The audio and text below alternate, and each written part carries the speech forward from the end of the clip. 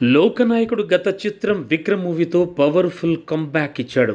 దాదాపు విశ్వరూపం తర్వాత సరైన సక్సెస్ లేని కమల్ 'విక్రమ్' మూవీతో సాలిడ్ హిట్ అందుకుని హీరోగా తన స్టామినా ఏంటో ప్రూవ్ చేశాడు. దాదాపు 5 ఏళ్ల క్రితం శంకర్ దర్శకత్వంలో 'భారతీయుడు 2' మూవీ కూడా పూజా కార్యక్రమాలతో ప్రారంభమైంది.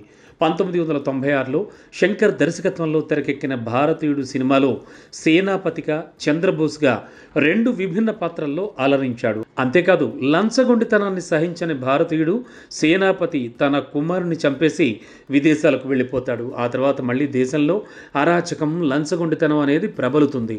దీన్ని అరికట్టడానికి మళ్ళీ సేనాపతి విదేశాల నుంచి మన దేశానికి వస్తాడు. ఈ క్రమంలో అవినీతి పరులను ఎలా అంతమొందించాడు అనేదే ఈ 'భారతీయుడు 2' స్టోరీ.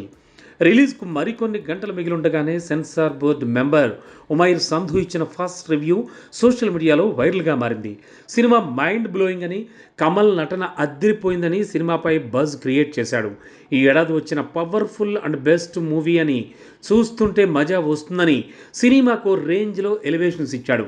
శంకర్ మార్క్తో పాటు విజువల్ ట్రీట్ అదిరిపోతుందని చేసిన కామెంట్స్తో కమల్ ఫ్యాన్స్ పూనకాలతో ఊగిపోతున్నారు.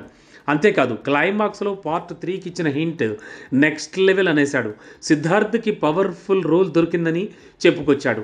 దశావతారం సినిమాలో కమల్ హాసన్ 10 గెటప్స్లో కనిపిస్తే 'భారతీయుడు 2'లో మాత్రం 12 గెటప్స్లో కనిపించాడు అన్నారు. ఈ సినిమా తమిళ్లో ఇండియన్ 2 పేరుతో విడుదలైతే హిందీలో హిందుస్థానీ పేరుతో విడుదల చేస్తున్నారు. మొత్తంగా తమిళ్, తెలుగు, హిందీ భాషల్లోనే ఈ సినిమాను విడుదల చేస్తున్నారు. పైగా తెలుగు రాష్ట్రాల్లో ఈ సినిమా టికెట్ రేట్స్ 8 రోజులు పెంచుకోవడానికి స్పెషల్ పర్మిషన్స్ కూడా ఇచ్చారు. ఇప్పటికే పెరిగిన టికెట్ రేట్స్ కారణంగా సినిమాలకు దూరమైన మధ్యతరగతి వాళ్ళు ఈ సినిమాను ఏ మేరకు థియేటర్స్లో ఆదరిస్తారు అనేది చూడాలి.